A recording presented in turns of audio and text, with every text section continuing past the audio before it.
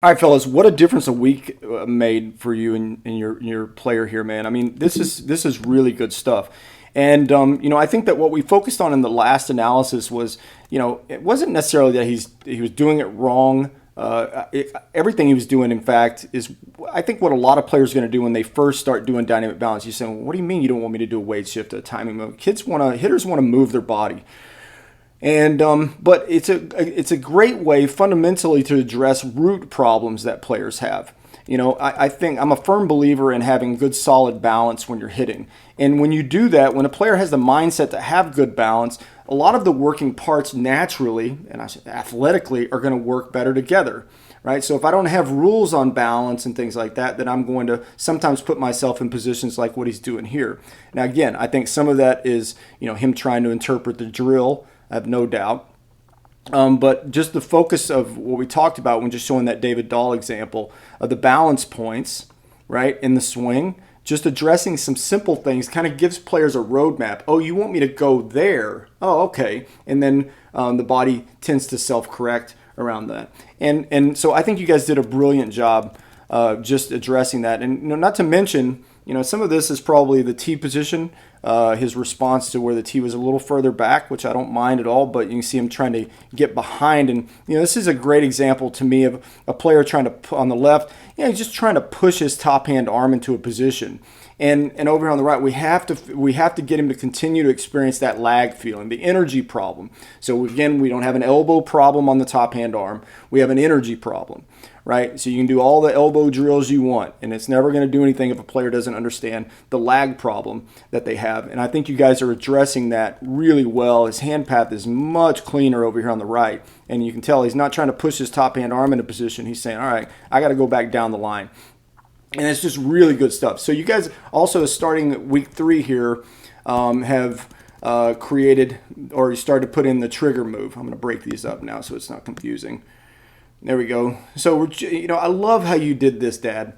Man, a lot of times the interpretation of this movement is the twisting move. I got to twist our hips more in the load. And, as we said, we just want to create 1 or 2 degrees of internal rotation here.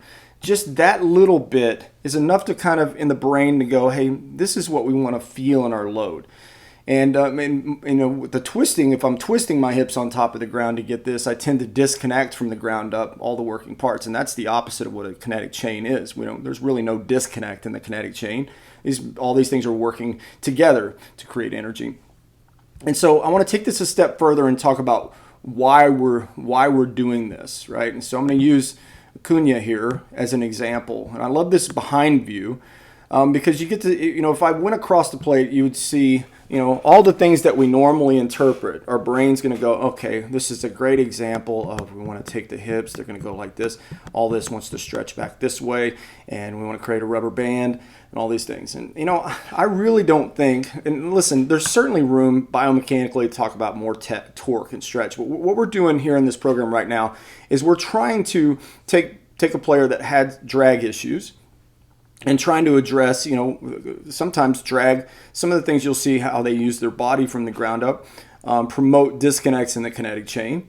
Because of the fact that the hands, the barrel, everything's a little bit late. And so the body is trying to compensate for that. But the purpose of the trigger move is, number one, obviously, this is a great way to create potential energy, right? If I just kept my hips neutral, like you see his hip bone to hip bone down the line is right back at the pitcher.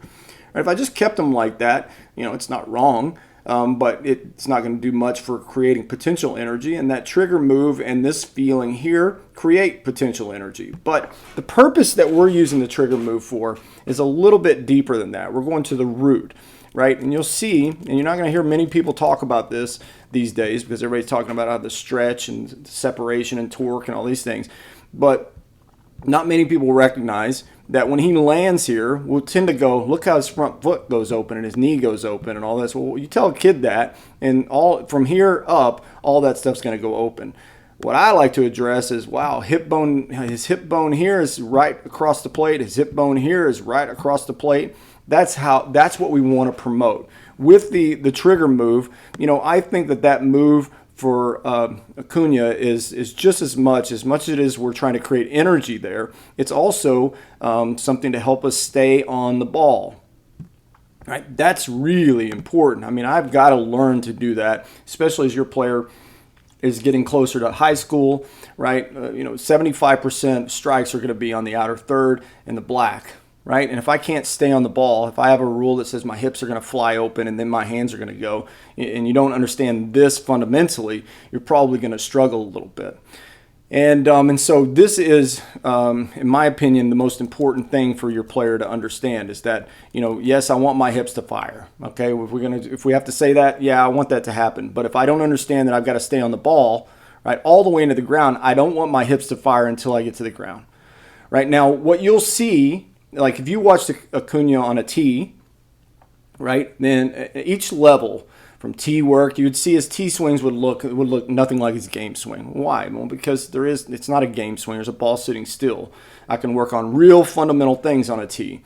Then you'll see somebody throwing flips, and you'll see again another level of athleticism go up. And each level, right, as we work to this guy, he's throwing maybe 70 mile per hour BP, right? So he should with no problem be able to stay on this ball, right, and stay through space, right, straight back through the middle of the field. And then in a game swing, when everything's ramped up, the athlete is in, all gears are firing, the game speed is up, you're probably going to see a little bit of a different thing. But fundamentally, in these environments, I should be able to stay on a ball perfectly, right?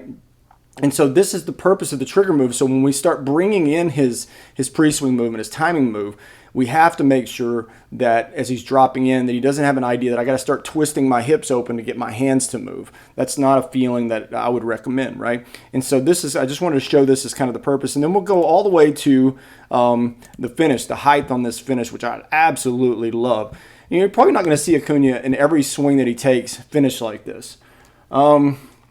But I think you're going to see most players, not necessarily with the one-handed finish, but you see the height and the range of motion that he's covering. In a BP environment like this, rarely are guys trying to yank balls down the line, right? They're trying to stay back through the middle of the field. And so this finish here is not just it's high and it looks pretty. This is a player that's trying to work on staying inside of the ball and stay back through space. So the swing should feel like, right? The swing should feel like I'm going through space, right? And then my finish is back through space, right? And what most players do is that, you probably try to get them to stay back through the ball, but their finish always says something different, that they're finishing around their body, right? And to me, that feeling doesn't exist. Everything that I see him doing here, everything's feeling like it's staying through space. Now, are things moving around? Yes. If you want to look at it very simply, things are moving around, but the feeling here, right, is that we're working back through space. So I say all this to say I love the feeling at the end of the swing that you guys are promoting with the heights we talked about with the David Dahl feeling, right? That height right there is really important to promote that range of motion. It's not just about getting high; it's about staying through. Right, and I think this is a great feeling, especially in an environment where a ball's sitting still. If you're finishing low and flat and around your body, that's probably not, no matter how well you hit a ball on a tee, it's never going to translate in a game environment, or it shouldn't. And so I just really love what you guys are doing. So I want you to stick with the trigger move this week. Continue to remain patient. Please continue to work on the energy problem, right? On the knee, when we're doing the bottom hand ISO and the two-hand ISO with a 99-to-1 feeling, continue to promote that. And use those as warm-ups before you go to your feet. Just so he's continuing to focus on the energy problem, not what it looks like on video. Oh, your elbow did this on the swing. No, focus on the energy problem. We'll continue to see improvement. Fantastic job, guys.